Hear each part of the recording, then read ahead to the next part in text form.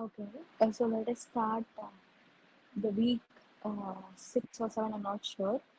So let me share the screen and let's start solving the questions.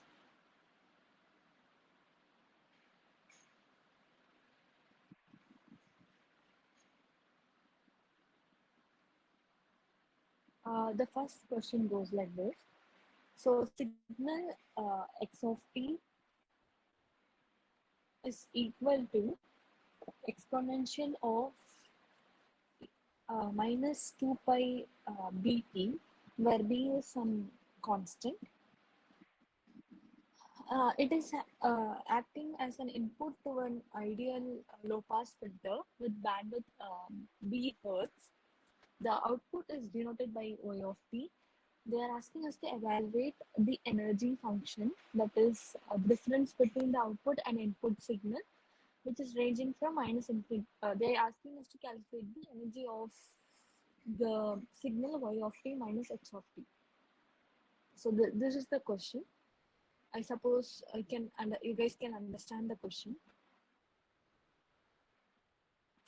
Yes.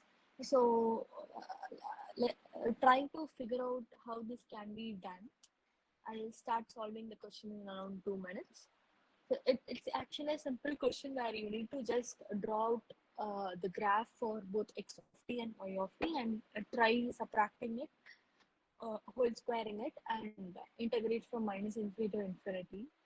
Uh, in fact, you can just calculate the energy of the signal uh, x of t, which is subtracted from y of t. So the question is telling us something like this. So we have, sorry, so we have a signal x of t, which is given as input to the h of t, where we get the output to be y of t. So this h of t is nothing but the system response or impulse response. So x of t is nothing but which is given in the question. This is the input, and we get uh, output as the input function x of t, that is input signal, which is fed as input to the system low pass filter. Like system response is nothing but the low pass filter response. So the thing is, the low pass filter is having a bandwidth of b hertz, right?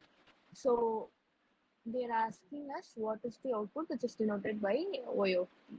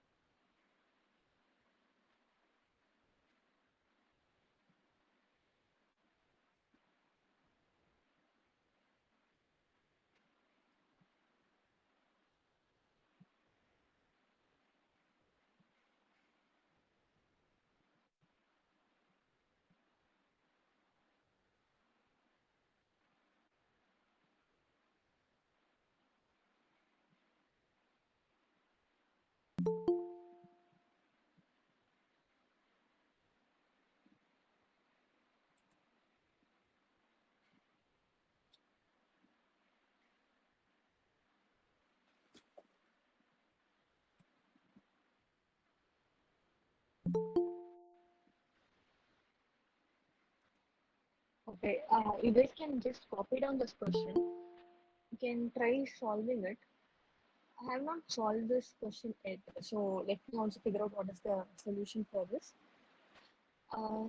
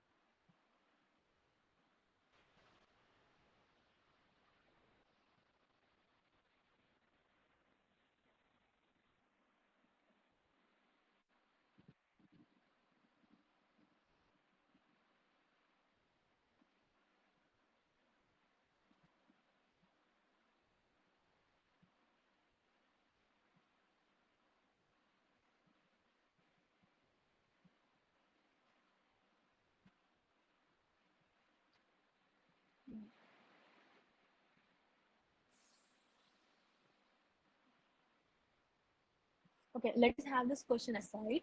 We'll move on to the next question. This question I'll try to answer within this class, or I'll answer in the next session. I'm probably doubting the question where like x of t is given as e power minus at of t. The idea is that you can just try computing the Fourier transform of x of t, and the basic LPF will be having a transfer function as 1 by s plus b, capital B, where B is the cutoff frequency, and you can just go on multiplying it and to compute the output y of j omega. So this seems to be a bit complex method of solving. I'll verify whether this can be done using that way. Meanwhile, I'll go on to the next question. Okay. So for a function, you can have the question in your hand. We'll try solving it. I'll just once clarify the question whether it's right. It's probably the 1988 question paper. It's a question from 1988. So I'll once verify whether the question is right. For a function g of t, it is given that the Fourier transform of g of t is equal to omega e power minus 2 omega square for any real value omega. If y of t is minus infinity to t, g of tau d tau, you can very well see that this is the accumulation property, like where you are accumulating the input function g of tau. So it is an accumulation property. They are asking what is the value of minus infinity to infinity y of t dt. You can try this out using the properties, where accumulation property would be knowing how that is to be done. You just have to divide by j omega. I guess this is pretty simple, which you can solve. Try solving it and let me know the answer. Go check out the accumulation property and see how it reflects in the frequency domain. And then this is they're asking what is the area under the curve y of t. I have told you many times how to find it. There is an easier way to compute it. Try solving it for 2 to 3 minutes. I guess you should be solving it within like 1 minute or so if you know the property. That's why like you need to have those properties in your fingertips, where you can easily figure out when a question is given. You can directly apply the properties and get off the answer as soon as possible. So that's why you need to keep the properties in mind. Try writing it out in the cheat sheet and looking out like in a sheet of sheets and stick it out in the cupboard. Try revising it so that you don't forget.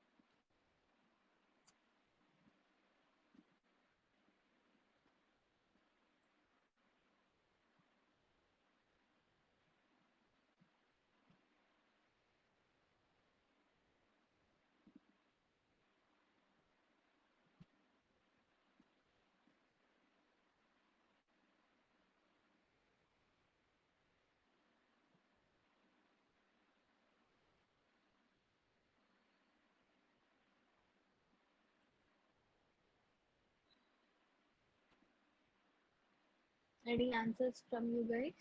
Uh, what could be the possible answer for this? One property is the accumulation property which you need to use. Okay, let me write out the solution. Any answer from any of you guys? Like at least I guess.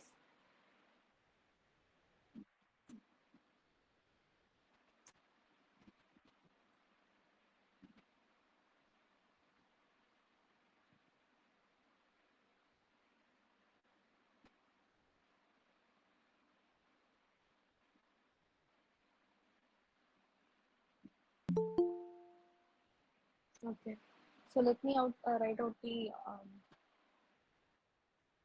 formula for this.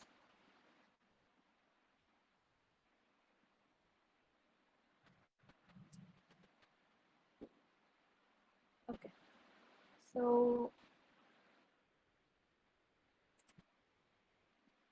uh, when g of t on Fourier transform gives g of omega, the value of t g of tau d tau, if you are applying Fourier transform, it gives you omega plus pi times of g of 0 into del of omega. So this is how the formula exists. This is valid only if minus infinity to t x of tau, sorry, g of tau d tau exists. So this is called as the time integration or accumulation property. Or you can also call it as time integration. So this property is essential for us to solve this problem. Another thing which I have told is, you know, the Fourier transform formula is x of t e power minus j omega t dt, which is equal to x of omega. So in order to find the area under the curve, under the signal x of t, you need to put omega to be 0. Only when you put omega to be 0, this becomes 1 and you get the area under the curve. So this is what they are asking, area. So they are asking what is the area under the curve. That means that you need to just put omega equal to 0 in the Fourier transform of the input signal, of the signal, like for which you are trying to compute the area. All right. So what they're asking, what they have told is they have clearly mentioned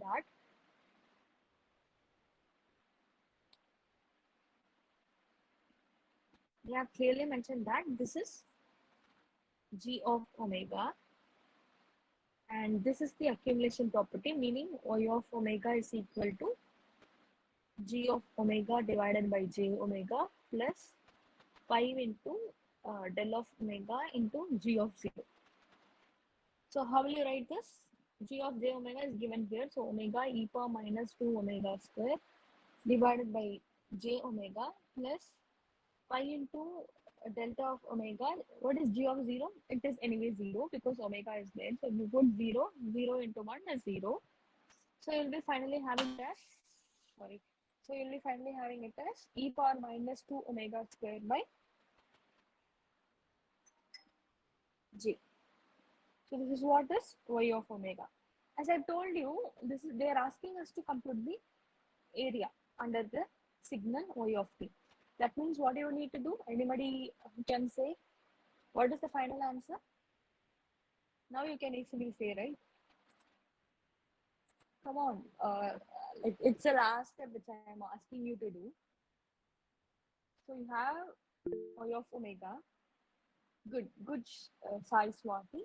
The answer is minus j. Why? Because they are asking us to find the area under the signal y of t. So what you should do? You should put omega equal to 0 to the Fourier transform of the signal y of t.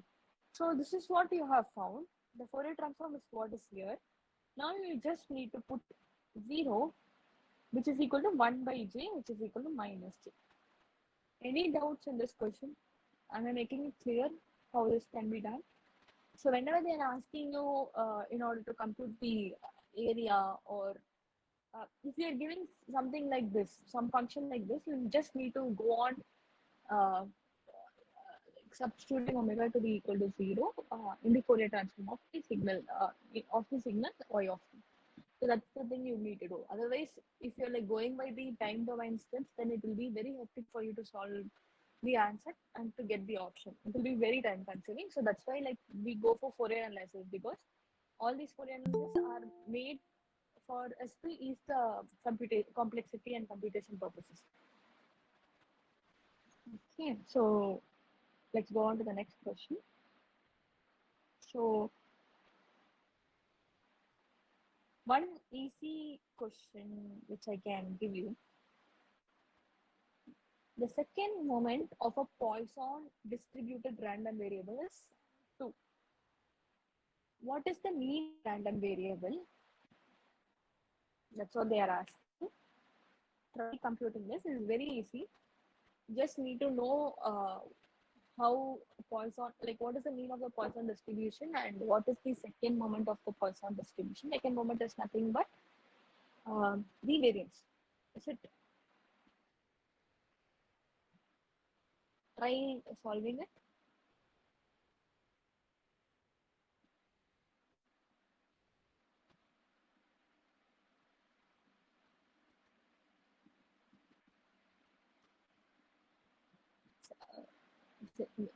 Variance. No, second moment is nothing but the expectation of x square. Uh, yeah, what is it called? Yeah, variance is not the second moment. It is seconds. It is the central moment. Second central moment, because you are subtracting the mean from the total energy or power. So we call this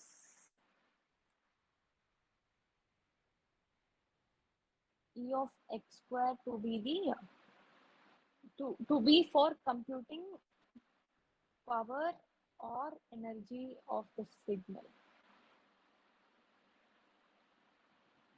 So this is called the second moment. First moment is of course mean. Second central moment is nothing but the variance. They give you something like second central moment, then you need to completely equate the value to the variance. So uh, for a Poisson distributed random variable, you have mean. What is the mean for a Poisson distributed random variable? I want the answer from you guys.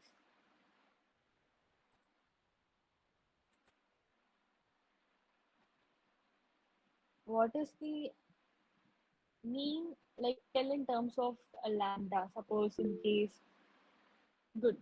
Ramesh Kumar, right? What is the second moment of, let us have it to be, sorry, what is the variance of a Poisson distributed random variable? Super. So we have the mean and variance to be the same. Let x be the random variable, Poisson random variable.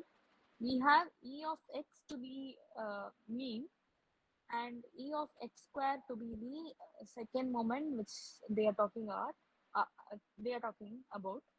So we have variance, that is sigma x square to be the variance, and we have this to be lambda and this to be lambda. So you know a formula which is connecting all these three. What is that? Anyone can type in that fastly. Suppose in case V, take it as V for your easy typing purpose. This one to be S and this one to be M. So there is a relation connecting V, S and M. What is that? Variance, second moment and mean. Anybody who can answer this question?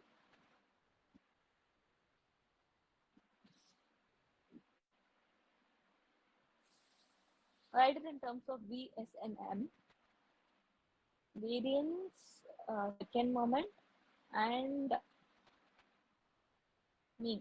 There is a formula connecting all these three. Right, super Ramesh. It is right. So variance is equal to second moment minus mean square. What about all of this? You must be knowing all these formulas, right? What about others other than Ramesh? Are you guys aware of this or not? Just tell us, yes, I need acknowledgement from all of them. No. Okay. Kotari, which year are you in? First year?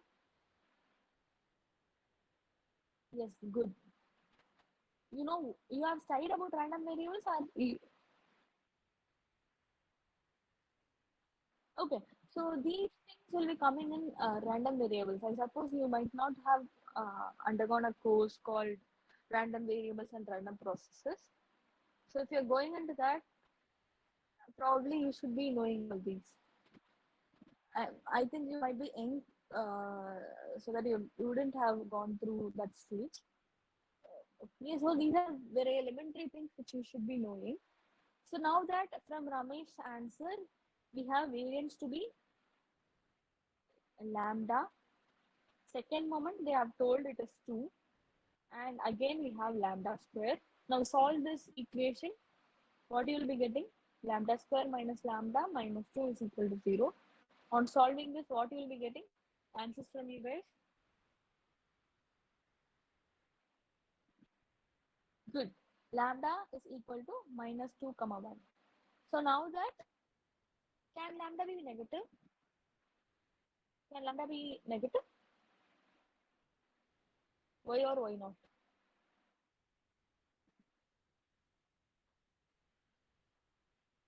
Anybody?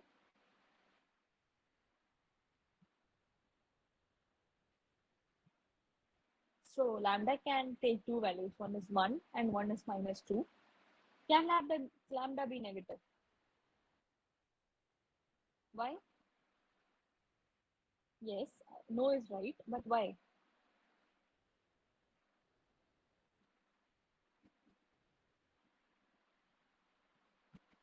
Good.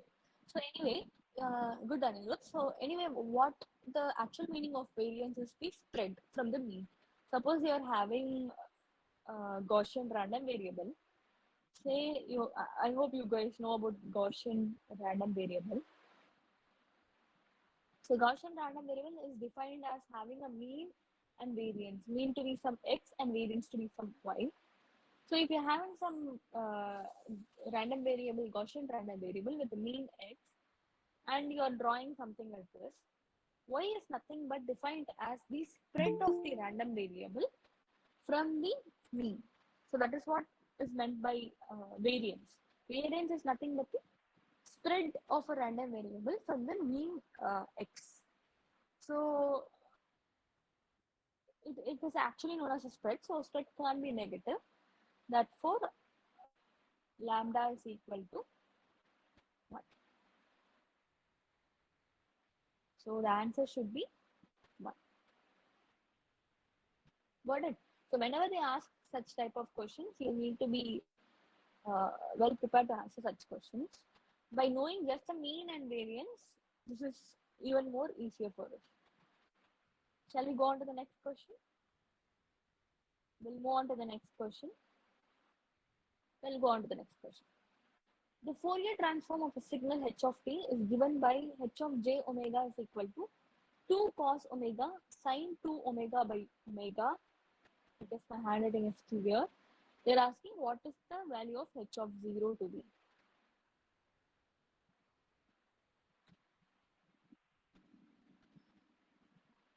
Can you try this out? It's quite easy. You need to, okay, I'll give you some hints for this. If you're finding it difficult to solve this. Okay, so sine 2 omega by omega. Okay, so just have, say, h1 of omega to be 2 cos omega. and h2 of omega to be sine 2 omega by omega, there is a multiplication between these two terms. So in time domain, it is just the convolution, which is h1 of t convolved with h2 of t, given h1 of t is the inverse Fourier transform of the h1 of omega. Similarly, h2 of t is the inverse Fourier transform of h2 of omega. So try computing the Fourier transforms and convolve both. While convolving, you might be needing this result. X of t when convolved with del of t minus t naught will yield you x of t minus t naught. The shift will be preserved. Means like the signal x of t will be shifted by the amount of delay that the impulse is giving you. So this result you will be needing at the end. And then computing the h of t, you can easily go on substituting t to be 0 and computing the option. Like try mapping your answer to the option that is given. Try solving this. I have given you a major idea. More than this, you need to just compute the inverse Fourier transform of sine 2 omega by omega and 2 cos omega. Let's see who answers this.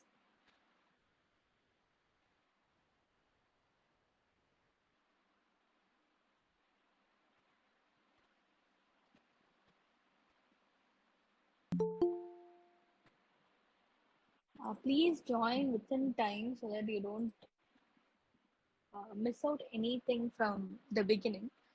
And it will also be easier for me to continue the class without distractions.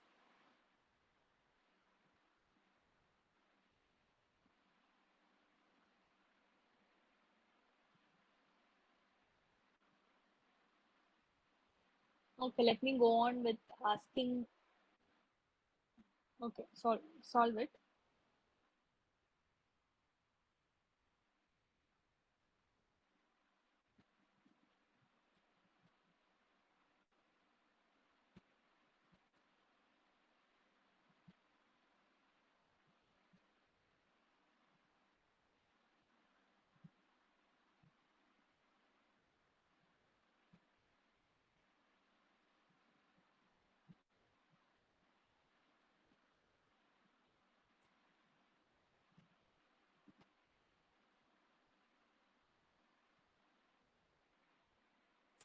So I'll write out the Fourier transform of t. So one should know what is cos omega, e power j omega plus e power minus j omega by 2. So when you take inverse Fourier transform, what is it? Anyone? What is the inverse Fourier transform of e power j omega?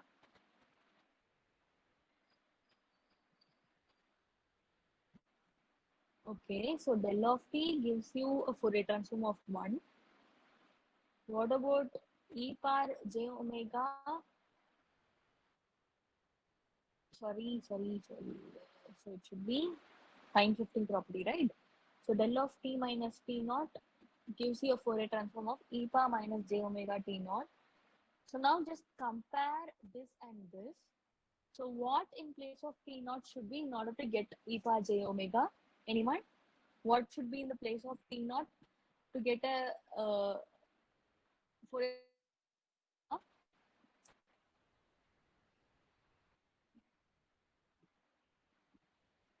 Come on, Swati, Anirudh. 0. Good. So I'm getting a multiple answer. So in place of t naught minus 1 should be there. Only when you have t naught plus t plus 1, let this t naught to be minus 1, you will be having e power j omega.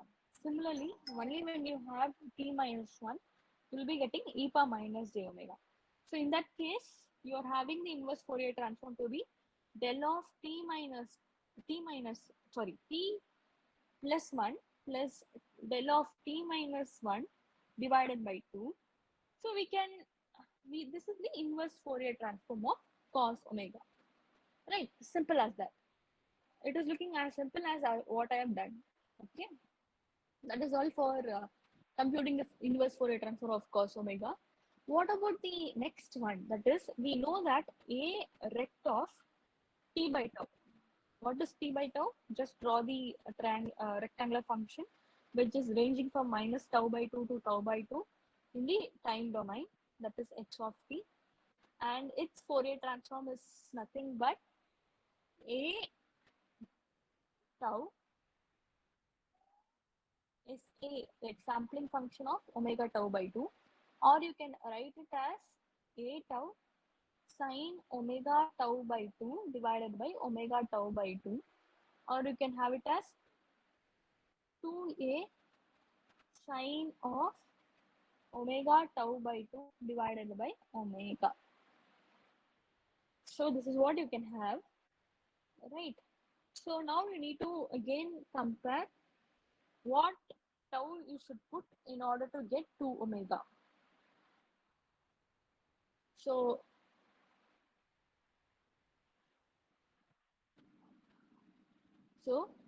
we have what? From the question we have sine 2 omega by omega. So in order to get sine 2 omega by omega, what should be a to be equal to question mark minus tau by 2 to tau by 2. This is equal to. So you need to answer out this question. What should be the value of a and what should be the value of tau? Try answering it out.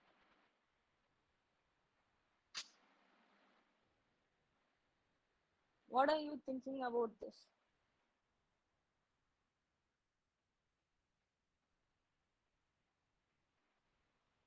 Anyone?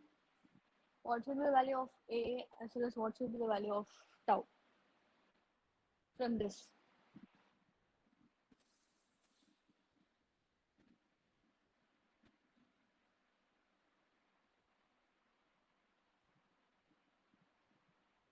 Good.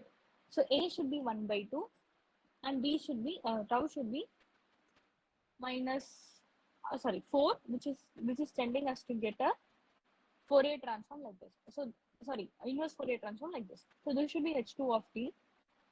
So this should be Fourier transform, which is giving us sine 2 omega by omega. So we have this.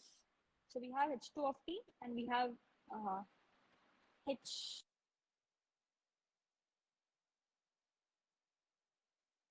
4 cos omega. So we can just, what we can do is take the inverse Fourier transform. Inverse Fourier transform gives us h of t is equal to 2 into h1 of t convolved with h2 of t. Because we have found the inverse Fourier transform of cos omega separately and the inverse Fourier transform of sine 2 omega by omega separately. We have negated the factor 2, which we should consider when doing the convolution process.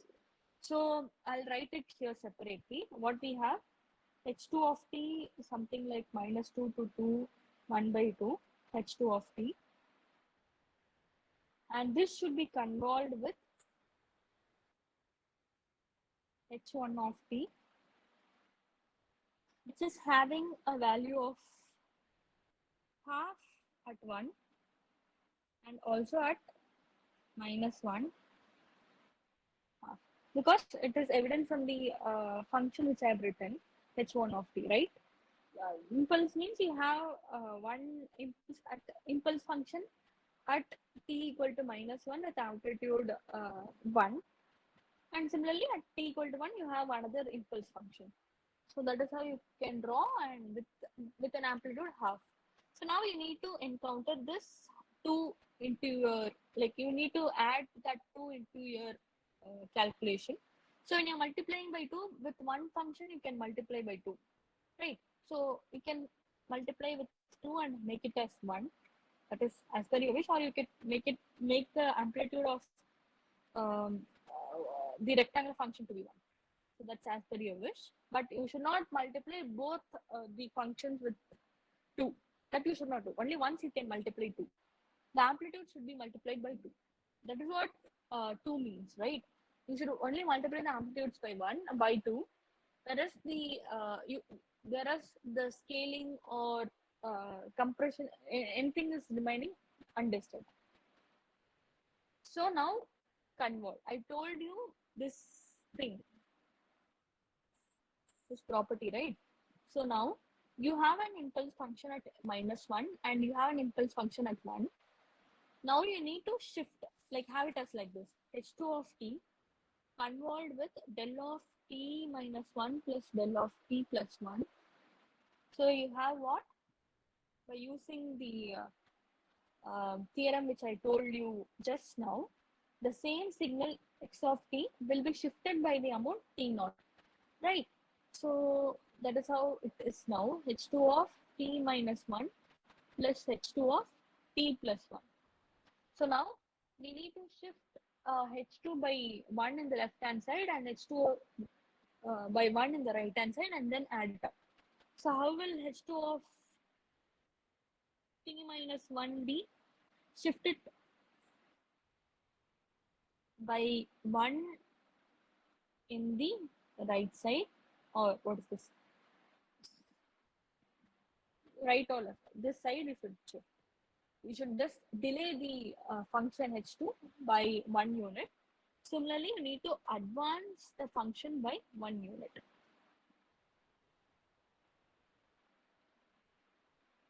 Now it is that you have H2 of t plus 1.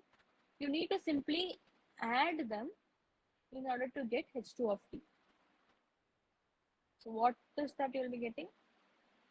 Minus 1 to 1, you will be having the value, see 1 to minus 1, you have half plus half, which is 1.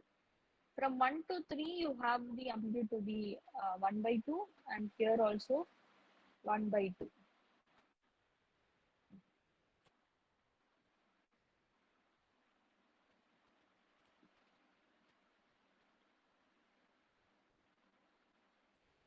So now they are asking what is the value of H2 of,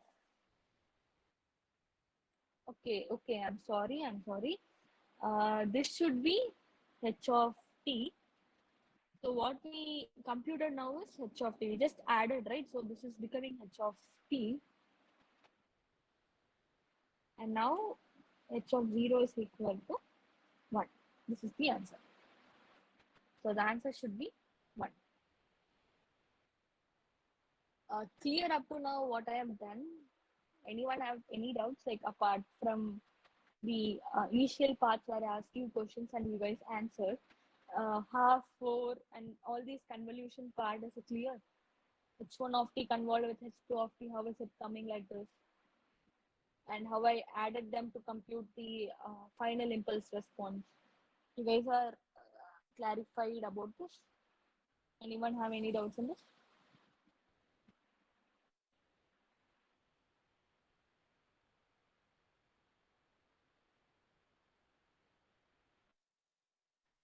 To let me know that you are clear with this question.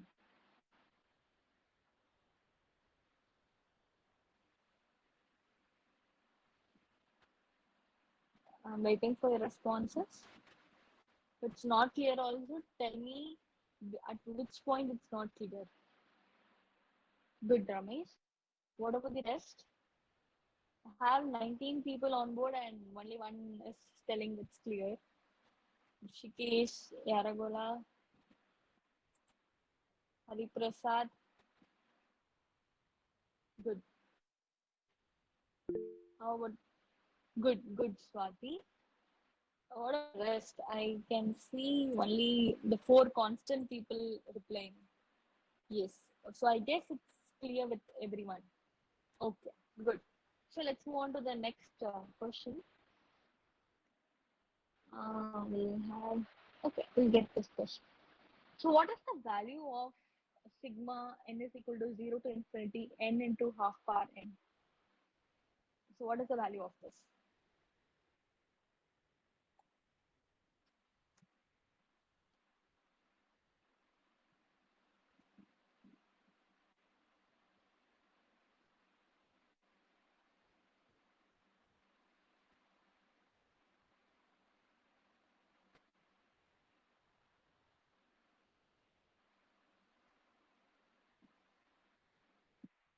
Good. What about the rest?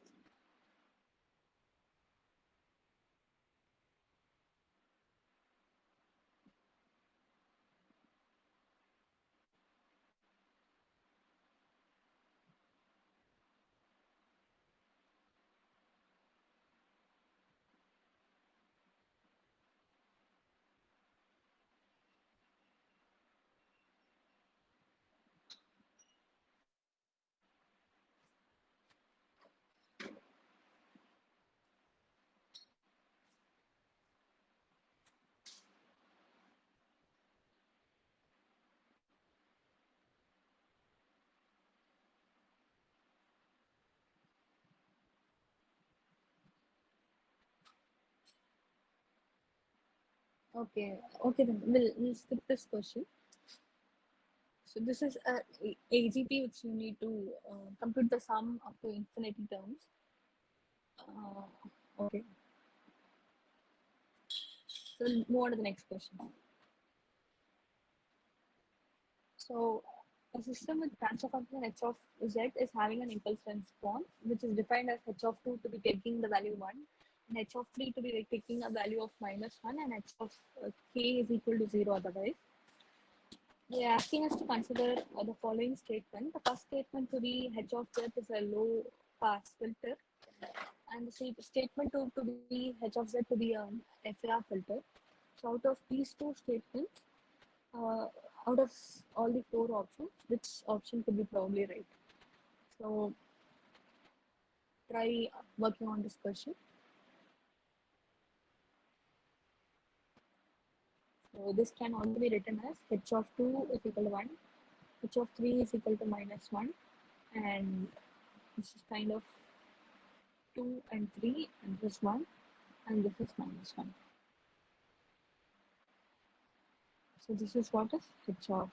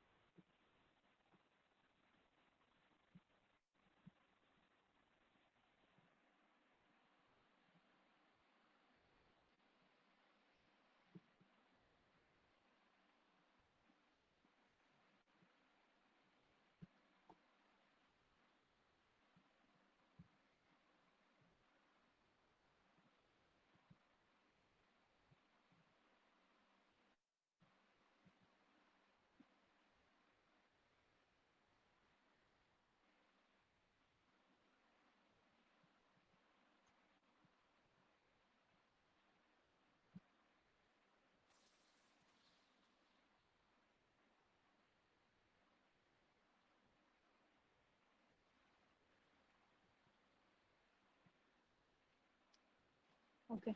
Um, so, yeah, they're claiming that from statement 1, h of z can be a low pass filter, and from statement 2, h of z to be an FAR filter.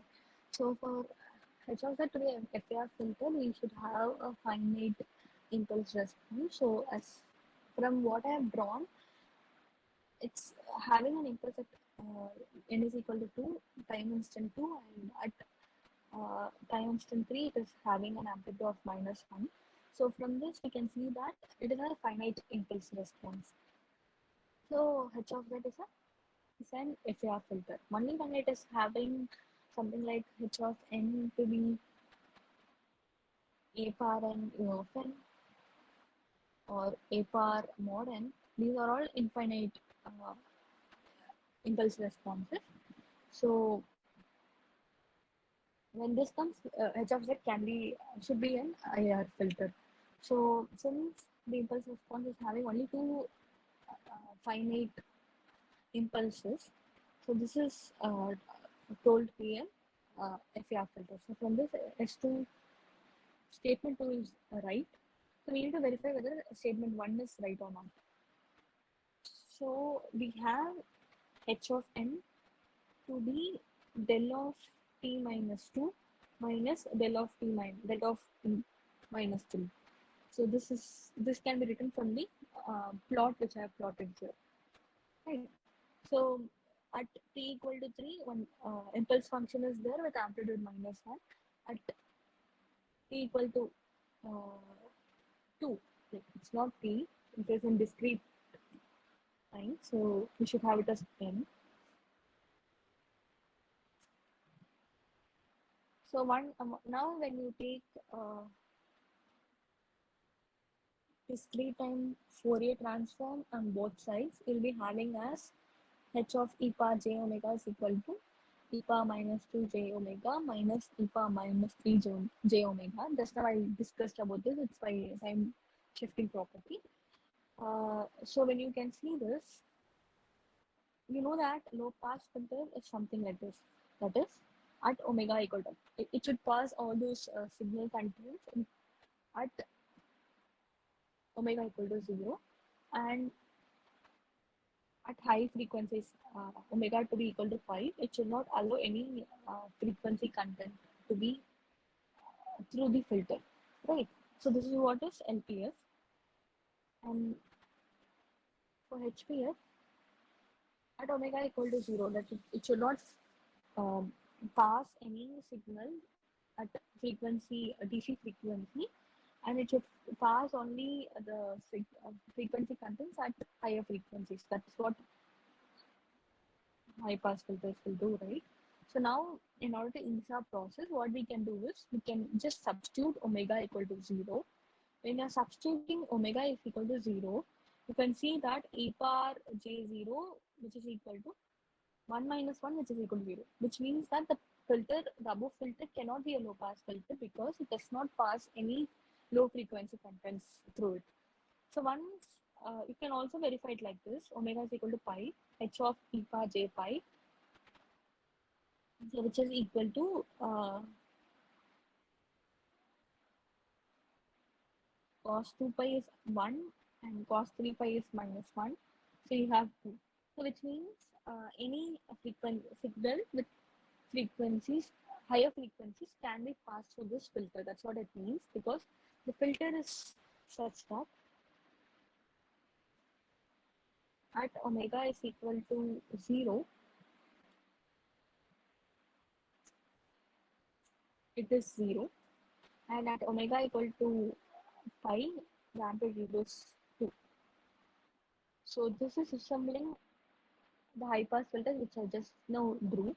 So from this, it is evident that the statement 1 cannot be true because the transfer function h of z is a high pass filter. Okay, I think that's all. Okay, so it should be a high pass filter. So from this, the statement 1 cannot be true. Hence, the option should be A.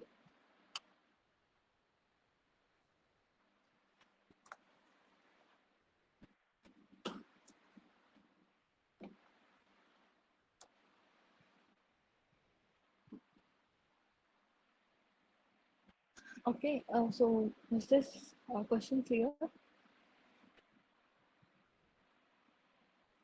So this is how you need to compute whether the question which is given or from the question it can be found that by just substituting for omega to be 0 and pi, you can find the response, like filter response, whether it is high pass filter or low pass filter. So yes, the option should be all right. So that's all for today's session. I guess all those 4 questions which was taught by me is clear with you guys. So if you find any difficulties still, then you can connect with me in the next session and ask me further on all those questions which I've taught today.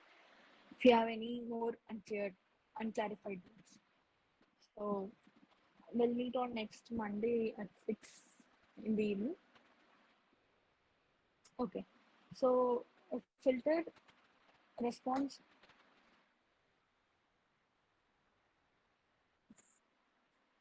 So FAR means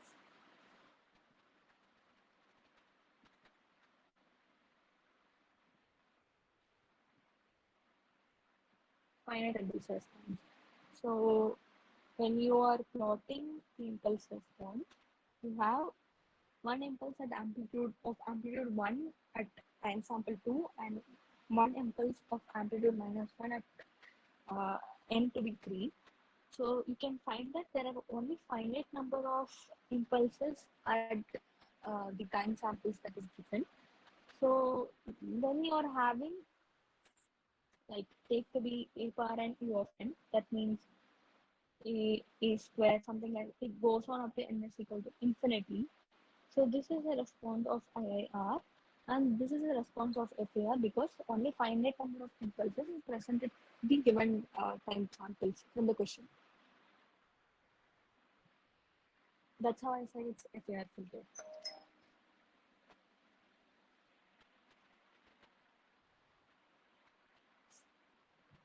Okay. Um, okay. So let me end the session for today.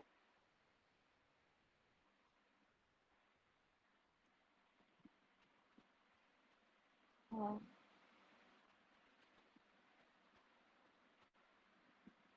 no, answer is only statement 2 is right. Statement 1 is false. So answer should be 1.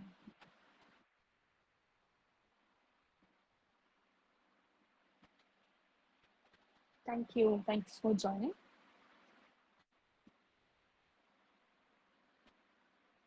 Uh, uh, I'm not sure that you guys can send me the question because they told they'll soon form a discussion forum for you guys to share your questions. I'm not sure whether the process is ongoing, but I'll still get back to you guys after getting clarified from the team. Probably there should be an opening of discussion forum in the same website. So I'll get back to you guys regarding that. Thank you. Thank you for that. Thank you. Thank you, everyone.